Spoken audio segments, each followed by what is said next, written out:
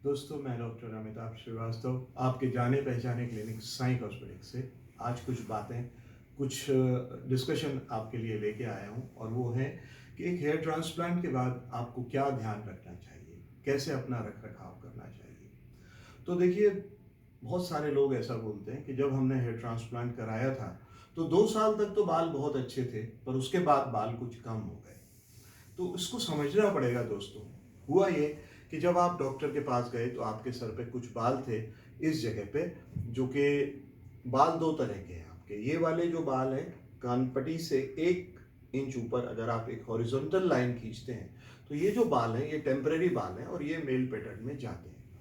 ये जो पीछे के बाल हैं आपके, ये डोनर एरिया है और ये परमानेंट बाल है। डॉक्टर ने जो परमानेंट बाल निकाल के ऊपर यहाँ लगा दिए वो कभी नहीं जाने वाले।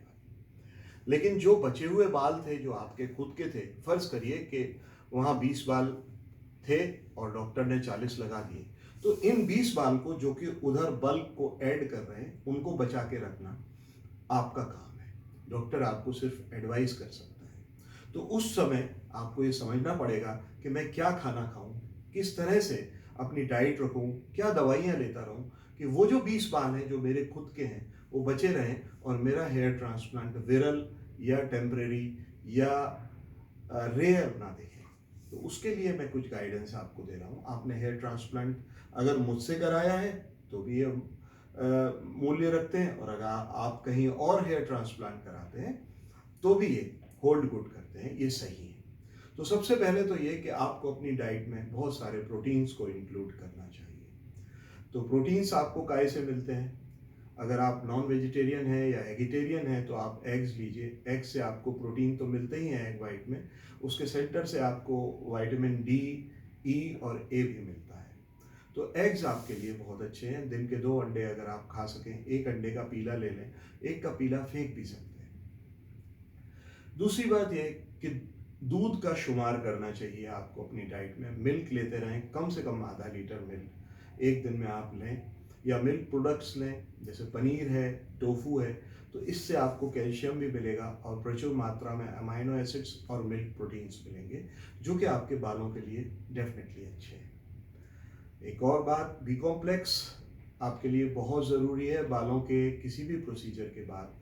अगर आप बी कॉम्प्लेक्स लेते हैं उससे आपको बायोटिन मिलेगा, और बायोटिन से आपके बालों की शाफ्ट जो केराटिन से बनती है, बायोटिन उसमें कन्वर्ट होता है या उसके प्रोडक्शन को हेल्प करता है। बाकी और विटामिन हैं, विटामिन ए, ई, डी और सी। बालों के हिसाब से विटामिन डी बहुत इंपॉर्टेंट है, क्योंकि ये कैल्शियम के एब्जॉर्प्शन को डायरेक्टली एनहांस करता है, बढ़ाता है। और इस समय हिंदुस्तान में ज़्यादा से ज़्यादा 30% लोग ऐसे हैं जिनका कि विटामिन डी सीरम लेवल्स ठीक है, बाकी सबका कम है। तो मैं मान के चलूँगा कि बहुतायत में जो पेशेंट अपने पास आ रहे हैं उनका विटामिन डी का लेवल कम है और इसको सुधारने की ज़रूरत है। तो विटामिन डी के लिए ज़रूर मेहनत करें। और विटामिन डी आपको एग के येलो से भी मिल सकता है, और कुछ ऑयल्स में विटामिन डी देसी घी वगैरह में मिल सकता है। आयरन भी आपको बहुत ज़रूरी है। आयरन के लिए आप हरी सब्जियां, स्पिनच है, ज़रूर खाइए। इससे आपको स्पिनच में आपको आयरन भी मिलता है, और विटामिन ए, विटामिन सी और भी बहुत सारे तत्व मिलते हैं स्पिनच में। जैगरी मतलब गुड़ या ब्राउन शुगर ज़रूर खाइए, उससे भी आपको आयरन मिलता है जो कि आपके बालों के फॉर्मेशंस में हेल्प करता है। मिनरल्स और भी हैं जैसे जिंक है, कैल्शियम है, ये सब भी आपको खाना चाहिए। केले में मिलता है, और भी कई फलों में जिंक मिलता है, जैसे कि नारियल का पानी है, कैल्शियम, जिंक, ये सब उसमें मिलता है।